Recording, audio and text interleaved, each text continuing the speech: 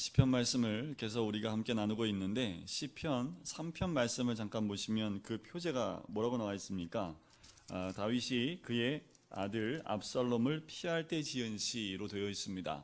이 사편도 압살롬에 의해서 피했을 때 지어진 시로 적혀져 있습니다. 여기에는 표제는 나와 있지 않지만 같은 시로 봐요. 그래서 3편과 4편을 이 다윗의 탄원시로 봅니다. 하지만 동일한 탄원시긴 하지만 3편은 고난 중에 하나님을 의지하는 믿음 가운데 그 믿음 가운데 쓰여진 시편이 3편이라고 한다면 이 본시는 여호와 신앙으로 대적자들에 대해서 책망하는 믿음의 용기와 또 고난 중에서 남다른 평안을 누린 다윗의 신앙의 그 기쁨을 표현하고 있는 거지요. 어떻게 보면 3편은 고난 깊은 곳 가운데서 주님께 드리는 그 시편이라면 4편은 이제 그 고난 가운데서 더 나아와서 하나님을 신뢰하고 더 나아가서 그 악인들에 대해서 악한 자들에 대해서 책망하는 그 모습과 함께 그럼에도 불구하고 나와 함께 하시는 하나님을 의지하며 기쁨을 회복하고 평안을 회복하는 그 모습을 보게 됩니다. 시편 3편은 하나님의 긍휼과 은혜를 아침을 맞이하는 그 다윗의 감격으로 쓰여진 시편이라고 한다면 4편은 이런 거예요. 하나님을 절대 신뢰하는 자만이 누릴 수 있는 평안, 그것은 저녁입니다. 유대인들이 가장 두려워하는 시간대가 해가 지는 시간대거든요. 그런데 그 해가 지는 저녁 시간대에 평안을 누릴 수 있다면, 그래서 평강을 누린다면 그것은 하나님을 향한 온전한 믿음과 신뢰가 있기 때문에 그럴 수 있다는 거지요. 그래서 오늘 4편을 저녁 찬양 찬송시라고도 합니다. 그래서 유대인들이 저녁에 예배를 드릴 때 주로 외워서 불렀던 시편이 이 4편 말씀이기도 합니다. 다윗이 압살롬에 의해서 실각당하지요. 그리고 쫓겨남을 당합니다. 그래서 피신을 하지요. 많은 대적자들이 일어났습니다. 그 대적자들이 다윗을 향해서 아마도 이렇게 얘기하지 않았을까? 그 모든 것은 너의 죄 때문이다 라고 다윗을 향하여 손가락질하지 않았을까? 그 대표적인 예가 시므이를 볼 수 있습니다. 다윗이 도망에 나갈 때 뒤에서 쫓아가면서 그 시므이가 다윗을 욕하지요. 따라가면서 그 입에 담을 수 없는 모욕적인 말들을 쏟아냅니다. 그때 함께 있었던 그 한 장군이 가서 저를 죽이겠다고 했을 때 다윗이 만류하지요. 그가 그렇게 하는 것이 하나님의 뜻이라면 내가 그것을 달게 듣겠다라고까지 하는 사람이 이 다윗이었습니다.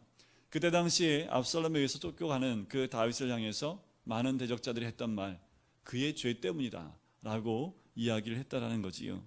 무엇인가 하나님을 신뢰하고 믿는 사람들에게 다가오는 고난 가운데 하나님을 믿지 않고 대적자 가운데 있는 사람들은 다 이렇게 얘기합니다. 그의 죄 때문이다 라고 이야기할 수 있다라는 거지요.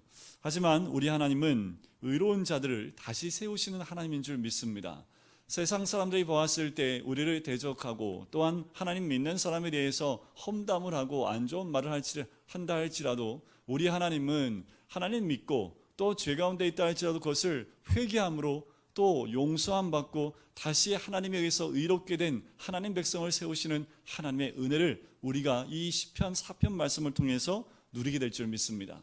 오늘 이 4편 가운데 다윗이 고백하는 이 아직도 압살롬에 의한 고난이 있지만 그 고난 가운데 자신을 의롭게 세워주시는 하나님의 은혜를 구하는 다윗의 시편을 한번 보도록 하겠습니다.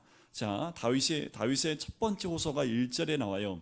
내 의의 하나님이여 내가 부를 때에 응답하소서라고 나오지요. 자, 여기서 내 의의 하나님이라는 그 말의 뜻은 이런 뜻입니다. 나의 의를 인정해 주시고 증명해 주실 유일한 분이시다라는 뜻입니다. 다시요. 내 의의 하나님이라는 뜻은 나의 의를 인정해 주시고 증명해 주실 유일한 분이시다라는 겁니다. 다윗이 의로운 사람인가요? 과연 다윗이 의로운 사람이었을까라는 거지요. 다윗이 지은 죄가 참 많습니다. 그 많은 죄가 있는데 다윗은 스스로 자기가 뭐라고 얘기합니까? 나의 의를 인정해 주시는 분은 오직 하나님이십니다 라고 고백을 한다라는 거지요. 그런데 우리 가운데 의인이 있습니까? 있지요. 예수 그리스도를 믿는 믿음으로 우리는 하나님의 의로운 자가 되었지요. 하지만 우리가 의롭다라고 얘기할 수 있습니까? 우리는 또 당당하게 그렇다고 얘기할 수 없습니다. 왜냐하면 오늘 아무도 모르는 그 자리에서 또 죄를 지은 우리들의 모습 또 미워했고, 내 마음 가운데 반복적으로 짓는 죄들이 우리 삶 가운데 또 있기 때문에 우리가 그런 생각을 의롭다는 생각을 하기가 참 쉽지 않다라는 겁니다. 그럼에도 불구하고 다윗이 내 의를 인정해 주는 그 하나님을 찾는 이유가 있습니다. 그 이유는 뭐냐면 우리는 세상 사람들이 죄인이라 할 때에 하나님께 회개할 수 있는 특권을 가지고 있는 사람들이 우리이기 때문에 그렇습니다. 우리가 죄를 짓고 그 죄 가운데 거하는 것이 아니라 그 죄를 회개하고 주님 앞에 나올 수 있는 길이 열리고 또 용서함 받을 수 있기 때문에 그렇다라는 거지요.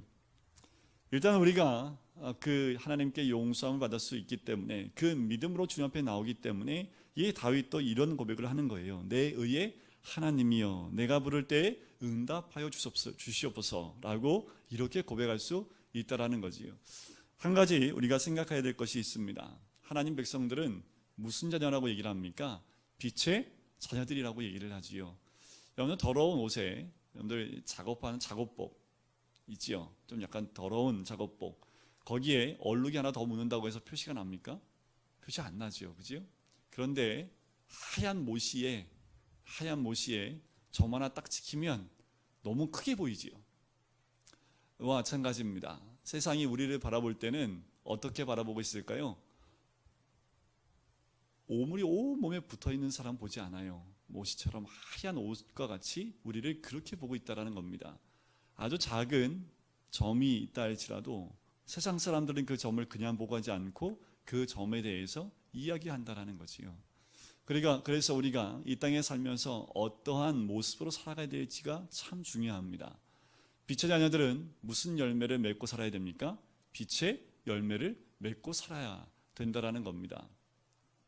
세상 사람들의 기준을 따라 사는 것이 아니라 하나님 말씀의 기준을 따라 살고 있기 때문에 우리는 세상 가운데 세상의 기준이 아닌 말씀의 기준으로 하나님 마음이 합한 자의 삶을 살아야 된다는 거지요.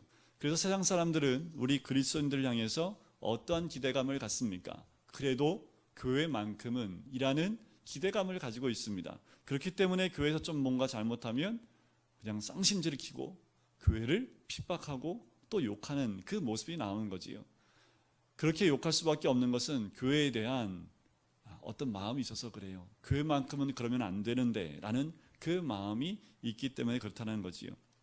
자, 빛의 자녀들은 어떠한 마음을 가지고 살아야 되냐 하면 다윗이 죄를 짓기 전에 이런 마음을 가진 적이 있어요. 죄를 짓고 난 다음에 죄를 그냥 묻혀놨다라는 거지요.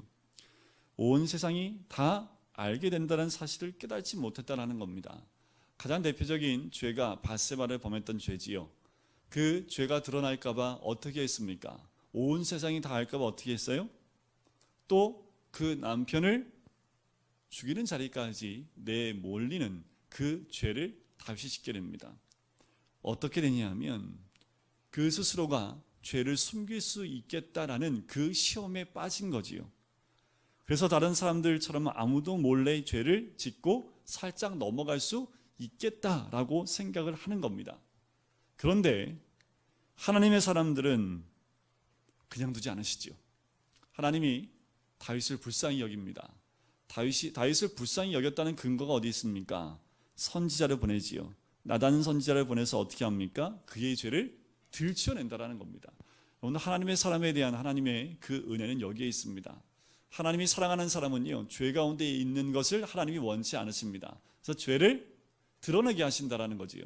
자, 다윗이 위대한 사람이었다라고 할 수 있는 것은 무엇이냐 하면, 다윗이 의로운 사람이라고 할 수 있었던 것은 무엇이냐 하면 자기 죄에 대해서 회개할 수 있는 마음이 준비되어져 있었다는 겁니다.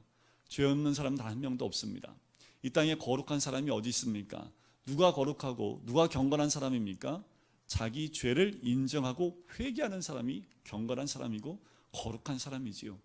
다윗은 하나님께 사랑을 받았던 사람이라는 것, 바로 그의 죄를 지목하고 그의 죄가 드러날 수 있도록 만드는 것, 그것이 하나님의 사랑입니다. 그래서요, 교회마다 잘못된 것이 드러나는 것, 그것이 하나님의 사랑입니다. 그것이 만약에 하나님이 들춰내지 않으시면 어떻게 될까요? 죄 가운데 머물게 되지요. 그 죄가 우리의 가슴이나 교회 가운데 머무르게 되면 그 개인은 더 죄 가운데, 더 사망 가운데 나가게 됩니다. 교회는요, 말씀의 진리를 선포할 수 있는 교회로 우뚝 설 수가 없게 되는 거지요. 하나님은 그것을 원치 않습니다. 자, 그래서 그 죄로 인하여 회개하고 침상을 눈물로 적셨던 다윗의 모습을 우리는 보게 됩니다. 그의 압살롬에 의해서 하나님께서 압살롬 반역을 시키게 하지요. 그때 다윗이 이런 고백을 할 수 있었던 것, 내 의의 하나님이다 라고 간구할 수 있고 용기를 얻을 수 있었던 것은 바로 자기 죄에 대한 회개가 있었기 때문에 그렇습니다. 우리 죄가 들통나지 않았다고 그것을 가슴 쓰다듬으면서 다행이다라고 생각하는 것보다 더 안 좋은 것이 없습니다. 더 무서운 것이 없습니다. 내 죄가 드러나는 것이 하나님의 은혜인 줄 믿습니다. 다윗은 하나님이 자신의 의로움을 인정해 주실 유일한 분이라고 고백을 하지요. 왜냐하면 그 죄에 대해서 하나님이 용서해 주셨기 때문에 그렇습니다. 죄를 짓고 가만히 숨어 있도록 하나님은 두지 않으신다라는 겁니다. 왜냐하면 죄가 장성하면 사망을 낳기 때문에 그래요. 우리 하나님은 하나님 백성, 빛의 자녀들이 그 죄 가운데 죽기를 원치 않는다라는 겁니다. 그 사람은 이 세상에서 가장 복된 사람이지요. 죄를 지면 하나님 가만두질 않아요. 이렇게 해서 들통나고 저렇게 들통나고 이렇게 밝혀지고 저렇게 밝혀지고 하나님 복된 사람입니다. 죄를 질 수가 없어. 이 사람은 죄 졌다 하면 1시간 후에 다 들통이 나요. 복된 사람이지요. 머리가 좋아서 숨을 수 있는 것은 복된 사람이 아닙니다. 자기의 죄가 들통나고 다 알려져서 창피를 당한다 할지라도 그 사람이 하나님 앞에서 가장 복된 사람인 줄 믿습니다. 그 사람은 그 뒤에 어떤 어려움을 당해도 담대할 수 있는 그 믿음 가운데 설 수 있기 때문에 그렇습니다. 자, 여기서 1절 가운데 너그럽다라는 말이 나오지요. 자, 너그럽게 하셨사오니 라는 그 말의 뜻이 무엇이냐면 악인들이 의인을 잡아 죽이기 위하여 꼼짝 못할 함정을 파놓고 몰아붙였는데 하나님께서 구멍에서 빠져나갈 길을 열어주신 거지. 그것이 너그럽게 하셨다라는 의미입니다. 지금 악인들이 의인을 잡아 죽이기 위해서 올무를 준비해놨어요.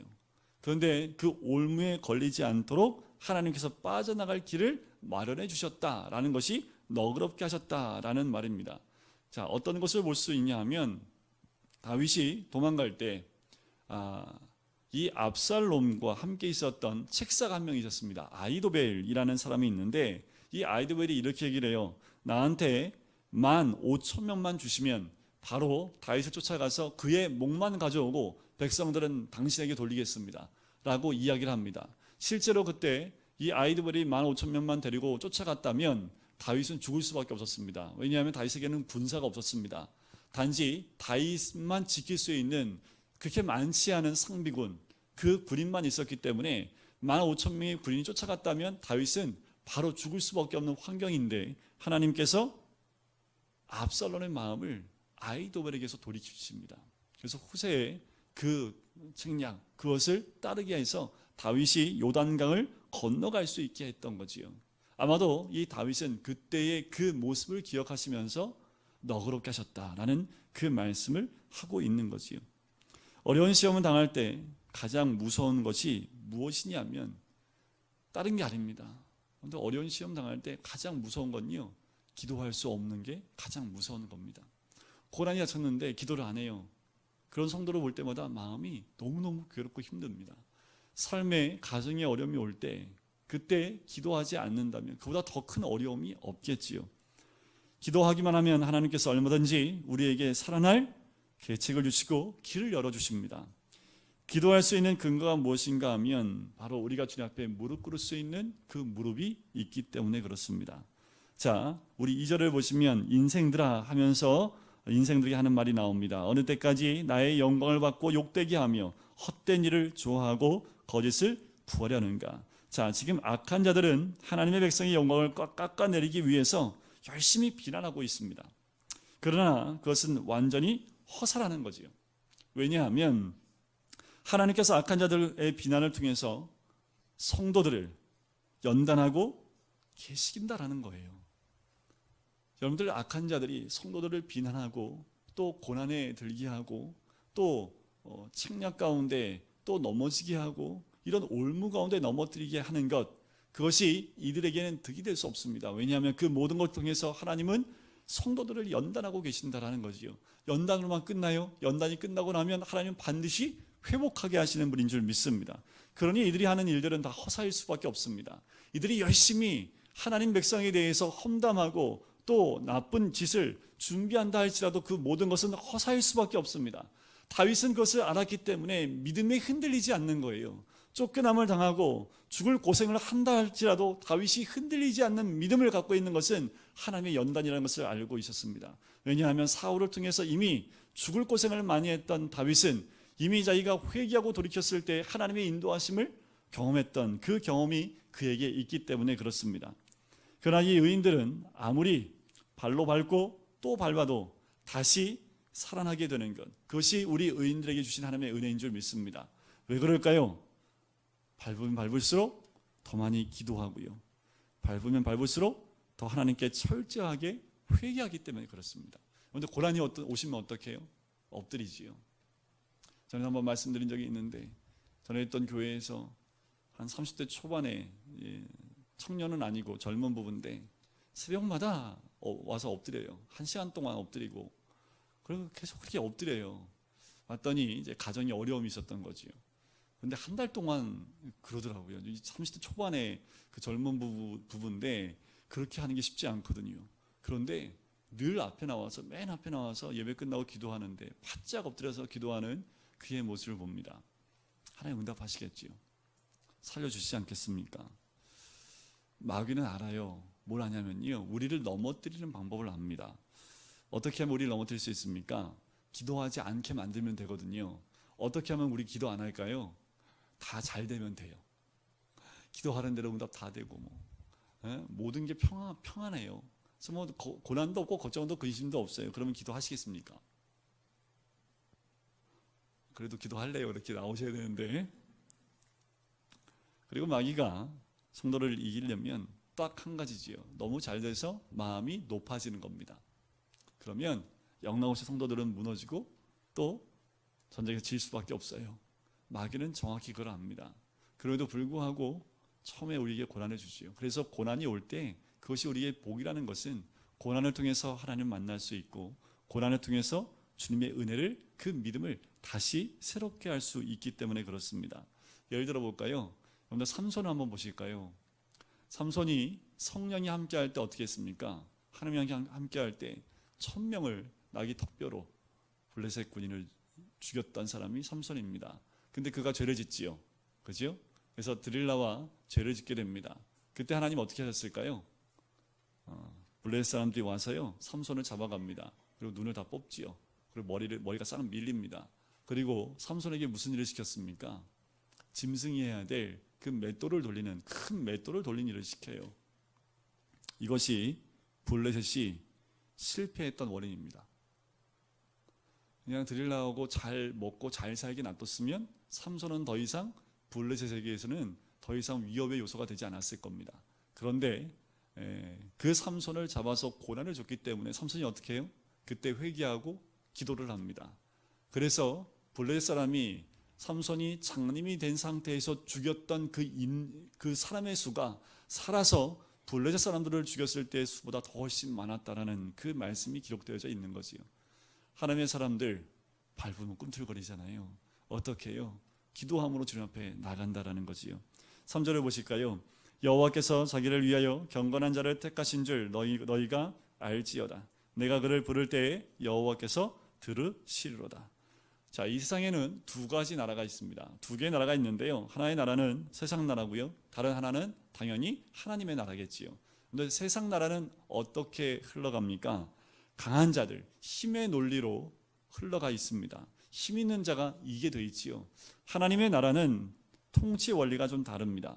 그런데 사울 왕이 실패했던 가장 큰 이유는 하나님의 나라를 하나님 나라 원리로 다스리지 않고 세상 원리로 다스렸기 때문에 그렇습니다. 압살롬은 어떻습니까? 압살롬은 다윗이 통치하는 그 통치의 원리가 마음에 들지 않았지요. 쿠데타를 일으켰고 자기가 원하는 힘의 논리와 세상의 논리로 하려고 했습니다. 하지만 그것이 잘 되지 않는 것, 세상의 나라는 그렇게 무너져가는 것을 보고 발견하게 됩니다. 하나님께서는 자기를 위하여 경건한 자를 택하십니다. 이것은 경건한 자를 사용하셔서 하나님의 나라를 세워나가고 교회를 세워나가는 것과 같은 거지요. 경건한 자가 누구일까요? 초반에는 제가 이렇게 말씀을 드렸죠. 죄를 짓지만 그 죄를 회개하는 자가 거룩한 자이고 경건한 자이다 라고 말씀을 드렸습니다. 어떻게 죄를 알 수 있을까요? 그 경건한 자라는 것은 어떤 사람입니까? 바로 주의 말씀에 붙잡힌 바 된 사람이라는 거지요. 주의 말씀을 통해서 늘 하나님 말씀 가운데 거하고 말씀 안에 거하고 말씀에 붙잡힌 바 되어져 성령의 흐름과 하나님의 그 은혜의 물줄기를 항상 터낼 수 있는 그 사람이 바로 거룩한 자이고 경건한 자인 줄 믿습니다. 교회는요, 말씀이 흘러가야 됩니다. 말씀이 흘러가면 성령의 물줄기가 터져 나온다라는 거지요. 교회의 말씀이 막히면 모든 영적인 것이 다 막히게 되어 있습니다. 말씀이 선포되어질 때 그 말씀이 내 가슴을 때리고 그 말씀에 순종하여 나갈 때 그 하나님이 부어주시는 그 은혜의 물줄기가 우리의 심령과 가정을 뚫어버리고 넘쳐나게 된다는 거죠. 이것이 부흥입니다. 부흥은 하나님 말씀이 선포되어질 때 우리 안에 있는 모든 가로막고 있는 모든 찌꺼기들이 다 사라지고 성령의 은혜가 임하는 것, 그것이 진정한 부흥인 줄 믿습니다. 그래서 교회에서 성경적인 한 사람의 역할이 참 중요합니다. 성경대로 말씀대로 순종하는 그 한 사람 때문에 교회가 그 성령의 물꼬를 튈 수 있기 때문에 그렇습니다. 한 사람이 주의 말씀에 순종할 때 그 한 사람을 통해서 하나님의 영적인 흐름들이 교회마다 흘러가게 된다는 거지요. 교회도 세상의 원리대로 움직이면 안 됩니다. 힘과 그리고 물질의 논리대로 이 교회도 흘러가면 안 된다는 거지요. 다 막힙니다. 하늘의 영광이 막히고요, 사람의 논리로 이 교회도 흘러갈 수 있게 된다는 거지요. 자, 4절에 한번 같이 읽어볼까요? 4절 말씀입니다. 시작. 너희는 떨며 범죄하지 말지어다. 자리에 누워 심중에 말하고 잠잠할지어다. 자, 여기서 떨며라는 말에 숫자가 적혀 있죠. 그것은 관주인데 밑에 한번 보시면 뭐라고 적혀 있습니까? 화내어라는 거지요. 너희는 화내어 범죄하지 말지어다. 너희가 누굴까요? 악인들을 얘기하지요. 대적자들을 이야기합니다. 너희는 화내어 범죄하지 말지어다. 자리에 누워 심중에 말하고 잠잠할지어다. 다윗이 대적자에 대해서, 악한 자들에 대해서 구원받을 수 있는 방법을 하나 알려주지요. 입 다물고 가만히 있으라는 거예요. 그런데 대적자들은 어떻게 합니까? 입 다물고 가만히 있을 수가 없습니다. 이들의 기질은요, 말을 해야 돼요. 자기에게 옳지 않다 생각되면 일단 그분에서 태클을 걸고 자기가 원하는 대로 그 방향을 끌어나가야 되는 것이 이들의 기질입니다. 잠잠히 있을 수가 없는 거지요. 압살롬이 옆에 나라를 갔다가 다시 자기 나라에 돌아왔잖아요. 그리고 구테타를 일으키는데 구테타를 일으키지 않고 그냥 다윗의 아들로 있었다면 아마도 평안하게 살 수 있었을 겁니다. 그런데 압살롬이 그렇게 하지 않았습니다. 아버지가 하는 것이 옳지 않다고 생각했고 그것이 합당하지 않다라고 생각하고 탐탁지 않았습니다. 그래서 어떻게 해요? 구테타를 일으켰던 거지요. 그의 죄성이 그를 조용히 있게 하지 못한 겁니다. 바로 이것이 이 세상에 힘이 있다고 똑똑하다고 하는 자들이 걸려 넘어지는 시험입니다. 이것이 하나님의 방식이에요. 그래서 하나님께서는요, 능력 많고요, 그리고 정말 천재적인 머리와 모든 것을 갖춘 사람을 주의 종으로 잘 선지자로 제사장으로 세우지 않으셨습니다. 성경에 보면 좀 능력도 없고요, 좀 모자라지만 그냥 하나님 음성에 귀를 잘 기울이는 사람을 뽑아서 쓰는 경우를 참 많이 봅니다. 그래서 성경에 보면 첫째보다는 둘째나 막내들을 좀 많이 써요. 그게 그건 것 같아요. 막내들이나 둘째나 첫째들이 원래 좀 탁월하지요. 그래서 보면 성경에 보면 첫째들은 다 탁월한 것으로 많이 등장을 하는데 둘째나 막내들은 좀 이렇게 조금 지지해요. 그래서 하나님 쓰실 때 보면 그런 사람들을 쓰는 것을 좀 봐요. 제가 이 말을 할 때마다 우리 현솔이가 그래요. 그래도 예수님은 첫째 아니냐고. 아, 그래, 네 말이 맞다 라고 얘기를 합니다. 하여튼 하나님이 쓰실 때 천재적인 어떤 능력을 갖고 있는 사람보다 좀 모자라서 하나님께 의탁하고 하나님을 의지할 수 있는 그 사람을 하나님 쓰시는 것을 보게 됩니다. 악인들은 잠잠히 있지 못하고 하나님 말씀을 거부하고 자기 기질대로 하나님이 지어주신 그 우리 밖으로 튀어나가게 되는데 이것이 결국 그들 스스로를 망하게 하는 것이지요. 그런데 그들은 그것을 모르고 있다라는 겁니다. 자, 이들에 대해서 하나님의 심판은 언제 이루어질까요? 내 생각대로 그 심판은 이루어지지 않습니다. 5절을 보실까요? 의의 제사를 드리고 여호와를 의지할지어다. 자, 여기서 의의 제사라는 것, 그것은 무엇을 말할까? 반대로 말한다면 의의 제사의 반대말은 뭐예요? 불의의 제사가 되겠지요. 이 불의의 제사는 이런 겁니다. 행실과 예배가 일치되지 않는 것, 그것이 불의의 제사입니다. 실제로 불의하게 살면서 하나님 앞에서 예배를 드릴 때에는 거룩한 것처럼 드리는 것, 그것이 불의의 예배라는 겁니다. 바로 이렇게 불의의 예배를 드리는 사람, 속은 그리고 생활은 불의하면서 겉으로 드러나는 것을 더 경건하고 거룩하게 하는 사람들, 그래서 이런 사람들을 보면 더 겉으로 거룩한 척하는 모습들이 더 많습니다. 그래서 디모데후서에 보면 마지막 때에는 경건의 능력은 없고 경건의 모양만 있다라는 말씀이 있는 거지요. 경건의 능력은 없고 경건의 모양만 있는 이 세대가 마지막 때 세대입니다. 어떤 예배를, 어떤 제사를 보면 알 수 있냐면 가인의 제사입니다. 하나님이 가인의 제사를 받으셨어요? 안 받으셨어요? 받지 않으셨지요. 그는 불의했기 때문이라고 신약에서 말씀을 합니다. 자, 그러면 의의 제사는 무엇일까요? 예배가 생활과 일치되기를 원하시는 하나님의 뜻이 그 의의 예배입니다. 생활 가운데 말씀에 불순종하고 실패했으면 애통해야 되지요. 회개해야 됩니다. 그리고 비통하는 예배를 드려야 되는 것, 그것이 의의 예배입니다. 때로는 생활 가운데 하나님께서 복을 주셔서 승리의 생활을 잘 했어요. 그러면 기쁨의 예배로 제사로 주님께 나가는 것, 그것이 의의 제사입니다. 자신의 연약함과 부족함과 죄로 인하여 상한 마음을 칼로 도려내어 제사를 드리는 것, 그것이 바로 의의 제사인데 대표적인 예가 아벨의 제사가 이와 같다라는 거지요. 그는 의롭다라고 하나님께 칭함받은 제사입니다. 그리고 나서는 어떻게 해야 합니까? 이렇게 하나님께 의의 제사로 나가고 난 다음에 해야 될 것은 하나님을 의지해야 된다라는 겁니다. 하나님께 나의 모든 문제를 맡기는 것, 우리의 최고의 복이 무엇이냐 하면 하나님을 바로 아는 겁니다. 그래서 그 하나님께 믿음으로 나의 모든 것을 맡길 수 있는 것, 그것이 진정한 축복이고 하나님이 우리에게 주신 놀라운 복인 줄 믿습니다. 자, 6절을 같이 보실까요? 6절 같이 읽겠습니다. 시작. 여러 사람의 말이 우리에게 선을 보일 자 누구니 하오니 여호와여 주의 얼굴을 들어 우리에게 비추소서. 자, 여기서 여러 사람의 말이 우리에게라고 하는 그 우리가 누구냐 하면 우리는 바로 다윗과 함께하는 자들입니다. 다윗과 함께하는 자들이 어떤 자들입니까? 사울 때부터 죽음의 문턱을 오가며 함께 동고동락했던 그 사람들입니다. 이제 다윗이 왕이 돼서 태평성대를 누렸는지 알았는데 또다시 다윗과 함께 어느 길로 가고 있는 거예요. 압살롬에 의해서 또 고난의 길을 가고 있으니까 그들이 이렇게 얘기하는 거죠. 우리에게 선을 보일 자 누구니 하고 탄식을 하고 있는 겁니다. 이에 다윗은 그들의 탄식을 하나님께 토로하면서 하나님의 긍휼을 간구하고 있는 겁니다.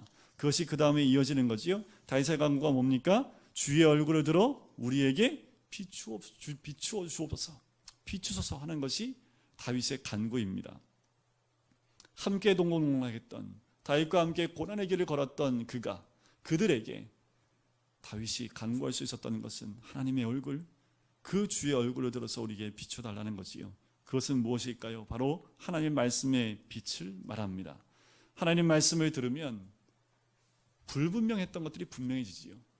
고난 가운데 왜 이렇게 말씀이 잘 들리는지 몰라요. 그죠?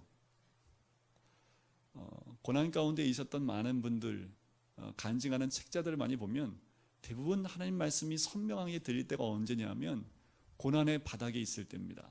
그때는 하나님의 음성이 너무도 선명하게 들려요. 하나님의 말씀이 너무도 선명하게 내 삶 가운데 들어와요. 그래서 복잡한 것 같은데 너무도 단순하게 내 삶이 정리되어지는 것을 봅니다. 그때 순종하고 나가면서 하나님의 은혜를 경험할 뿐만 아니라 고난 가운데 하나님이 함께 하시는 놀라운 은혜를 누리게 되는 거지요. 주의 말씀은 내 발의 등이요 내 길에 빛이니이다. 이 놀라운 은혜를 경험하게 되는 겁니다. 그래서 고난에 있을 때 참다운 복을 누릴 수 있게 되는 거지요. 자, 우리 7절과 8절입니다. 이 다윗이 누렸던 기쁨이 얼마나 큰 기쁨이고 이가 누렸던 평안이 얼마나 큰 평안인지가 7절과 8절에 나옵니다. 우리 같이 한번 읽어볼까요? 시작. 주께서 내 마음에 두신 기쁨을 그들의 곡식과 새 포도주가 풍성할 때보다 더하니이다. 내가 평안히 눕고 자기도 하리니 나를 안전히 살게 하시는 이는 오직 여호와이시니이다. 어려운 고난 가운데 전적으로 하나님을 의지할 때 하나님께서는 성령을 물붓듯이 부어주셔서 우리의 마음을 성령으로 충만하게 하십니다. 이때 기쁨이 넘쳐나죠. 당장 죽을 것 같았는데 내 마음에 성령이 부어지면 그 순간 하나님이 이루 말할 수 없는 놀라운 기쁨으로 내 가슴을 채워주는 것을 경험하게 됩니다. 해보셨지요? 기도해 보세요. 고난 가운데 상황은 변한 게 하나도 없습니다. 환경은 변한 게 하나도 없는데요. 7절 뒤에 곡식과 새 포도주가 풍성할 때보다 더 하니이다. 이것은 세상 사람들이 느끼는 기쁨입니다. 세상 사람들은 곡식이 많고 새 포도주가 풍성해서 그 가운데 만족하여 느끼는 그 기쁨에 충만할 때 그 기쁨보다 지금 나에게 주신 그 마음의 기쁨, 그것은 더 크다라는 거지요. 환경이 변한 건 없지만 내 조건이 바뀐 건 하나도 없지만 성령의 충만함 가운데 하늘에서 부어주시는 그 놀라운 기쁨과 즐거움이 이 다윗의 가슴 가운데 가득가득 채워졌다라고 고백을 하고 있는 겁니다. 그래서요, 다시 하나님 손에서 포근한 잠을 자는데 하나님 사랑하는 자에게 뭘 주신다고요? 잠을 주신다. 어떤 잠이요? 단잠을 주신다라는 거죠. 내가 평안히 눕고 자기도 하리니. 지금 만약에 다윗이 쫓기고 있다면 지금 밤이 가장 두려울 때입니다. 왜냐하면 자고 있다가 공격해 들어오면 피할 수가 없어요. 그런데 다윗이 그 고난 가운데 어떻게 해요? 밤에 잠을 자는데 그냥 편히 잔다라는 거지요. 하나님이 함께 하시는 놀라운 은혜입니다. 우리의 삶 가운데 고난이 닥쳐와서 걱정과 근심 가운데 있습니까? 근데 걱정해서 문제가 해결되면 정말 걱정 많이 하셔도 됩니다. 믿음을 떠나면 우리에게 나타나는 증상이 있습니다. 첫 번째가 두려움이고요. 두 번째가 걱정과 근심입니다. 믿음의 사람은 정말 내일 무슨 일이 있는지 정말 너무너무나 그 무서운 일이 닥쳐와도요, 오늘 믿음 가운데 하나님의 은혜 가운데 감사함으로 눈을 감을 수 있는 것이 하나님을 믿는 자의 모습이기도 합니다. 바로 다윗은 지금 압살롬에게 쫓겨가면서도 이 믿음 가운데 있는 거예요. 당장 내 삶 가운데 고난이 바뀌지 않다 할지라도 하나님이 함께 하심을 통해서 나를 안전하게 살게 하시는 이, 바로 나에게 안전을 주시는 분은 무기도 아니고 내 주위에 있는 사람도 아니고 오직 여호와이시니이다. 이 8절의 마지막 고백이 우리의 고백이 되시기를 주의 이름으로 간절히 축원드립니다. 다 기도하시고 그렇게 하실 분은 누구라고요? 오직 여호와이시니이다. 다윗은 이 마지막 8절 끝에 있는 이 딱 두 마디를 통해서 그의 삶의 모든 것을 다 겁니다. 그래서 기쁨도 평안함도 잊지 않고 잃어버리지 않고 다윗은 그 고난 가운데 넉넉히 이길 수 있는 그 믿음 가운데 세워지는 사람이 됐다라는 거지요. 우리 모든 성도님들, 우리의 환경이 어떻다 할지 어떤 환경일지는 모르지만 그 환경 가운데 내가 원하는 환경으로 가지 않는다 할지라도 믿고 나가면 믿음대로 될 줄 믿습니다. 그래서 우리 주님이 하시던 말씀 있죠. 네 믿음대로 될지어다. 이 믿음 가운데 나가면 하나님께서 우리를 인도하실 뿐만 아니라 우리가 악인들에 의해서 넘어질 것 같은 환경 가운데에도 우리를 인도해 주시고 피할 길을 주시는 하나님의 놀라운 은혜를 누릴 뿐만 아니라 하나님은 믿는 자에게 놀라운 복으로 또 하나님이 인도하시는 그 은혜를 누리시게 될 줄 믿습니다. 오늘도 우리 다윗이 고백했던 오직 여호와이시니이다 라는 고백이 우리 삶의 고백이 되시기를 주님의 이름으로 간절히 축원드립니다.